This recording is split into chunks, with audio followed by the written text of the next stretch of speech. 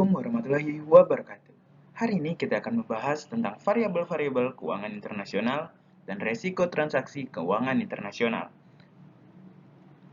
Pertama,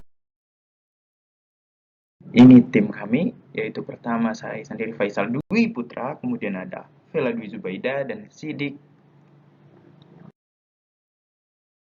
Yang pertama akan kita bahas adalah mengenai variabel keuangan internasional. Variabel keuangan internasional dapat dibahas terlebih dahulu mengenai ilmu ekonomi. Ilmu ekonomi sendiri memiliki dua cabang, yaitu ekonomi mikro dan ekonomi makro. Ekonomi mikro mempelajari tentang produsen, konsumen, serta mekanisme pasar.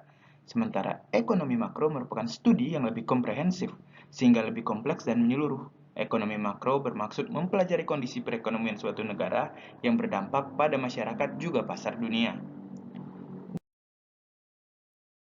Variabel yang mempengaruhi keuangan internasional. Yang pertama adalah variabel pendapatan nasional.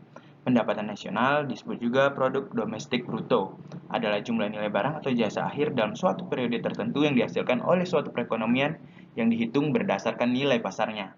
Kemudian ada variabel laju inflasi, yang mana inflasi adalah peningkatan harga-harga barang dan jasa secara umum dan terus-menerus. Inflasi juga bisa dikatakan sebagai penurunan nilai uang terhadap nilai barang atau jasa. Kemudian variabel investasi. Investasi disebut juga sebagai penanaman modal. Investasi adalah akumulasi untuk bentuk aktiva dengan harapan mendatang keuntungan di masa yang akan datang. Dan terakhir adalah variabel neraca pembayaran, yaitu di mana neraca pembayaran adalah ringkasan dari catatan transaksi ekonomi yang terjadi dalam suatu periode tertentu antara penduduk suatu negara dengan penduduk negara lainnya. Dalam neraca pembayaran dapat terlihat arus penerimaan dan penerimaan devisa suatu negara. Juga bisa diketahui perubahan neto cadangan devisa suatu negara. Mengenai resiko transaksi keuangan internasional, dapat kita ketahui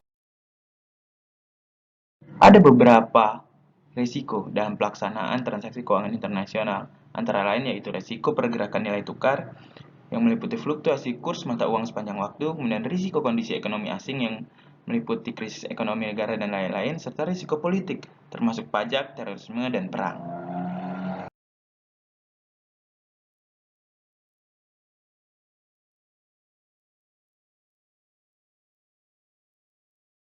Oke, sekian dari yang bisa saya sampaikan. Terima kasih.